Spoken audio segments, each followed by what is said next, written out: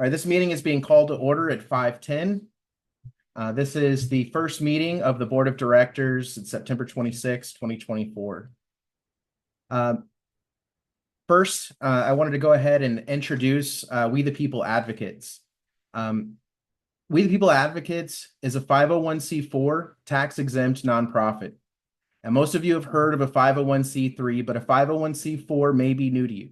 The main difference is that a C3 serves people and communities directly, while a C4 advocates for social welfare and can support specific candidates and policy proposals with up to 49% of their efforts.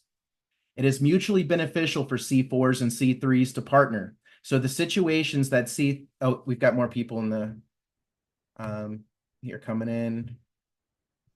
Hey guys, we just started the meeting. We just started the meeting. All right. So it is mutually beneficial for C4s and C3s to partner. So the situations that C3s provide services for can be addressed by C4s, and C4s can direct the people they advocate for to the services provided by the C3s. A C4 cannot help individuals, and a C3 cannot support candidates or legislation. With this C4 status comes some challenges because unlike a C3, the donations to a C4 are not tax deductible, an issue that we can address later with our government in time being a C4. However, the people do support our cause, and we can still solicit private donations, grants, and foundations for operational funds. And then I want to go ahead and introduce the current board of directors, which consists of myself and Sarah. We're going to be looking for some new boards, but I'll go ahead and, well, if you want to, you can go ahead and start introducing yourself, and then I'll introduce myself. Okay, I am Sarah Leva. As a child, I was fortunate enough to be homeschooled, where I was taught how to think and not what to think. With a strong, innate sense of justice, I began small, advocating for the right to quality of life for all individuals, regardless of disability, income, or social status.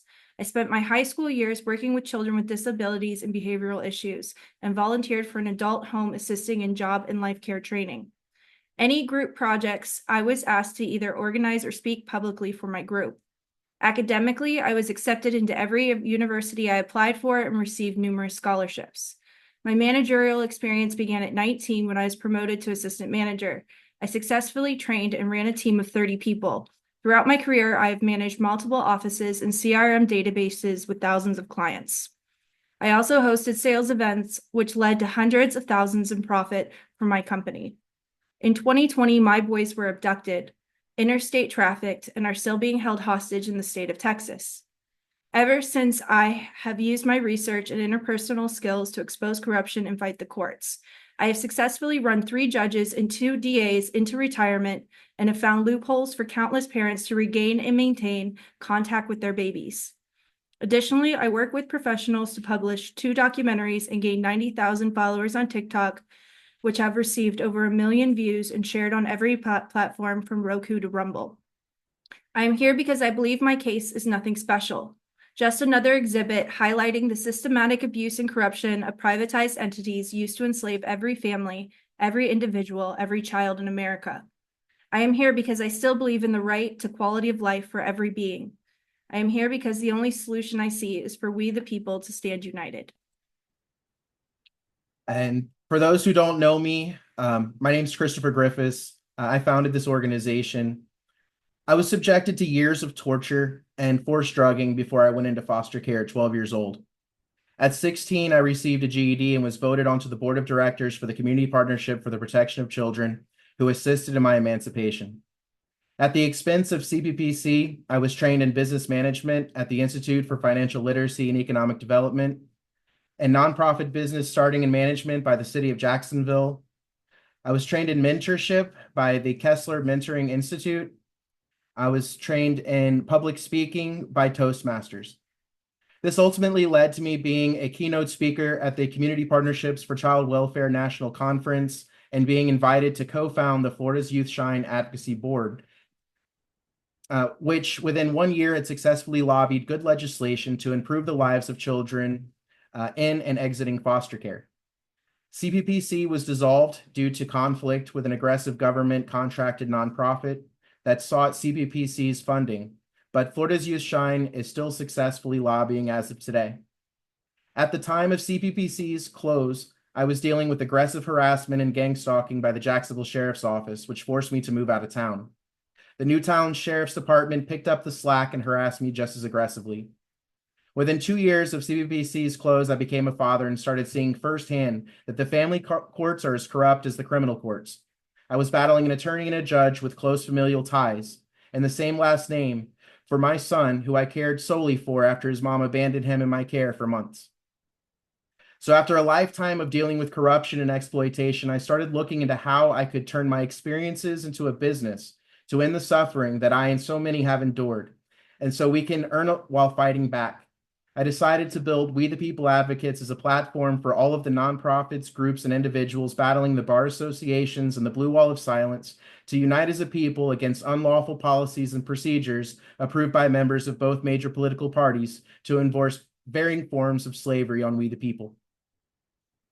All right, next, we just got a brief treasurer's report. We don't have much to report on. This is August, but I just need to get it out of the way for formality. So Sarah's going to report on that because she's the acting treasurer. And we will be keeping anything financial completely transparent. Everyone's going to know exactly where money is going. All right, all business expenses for August were paid out of donations from Christopher Griffiths. Accounts are at 0.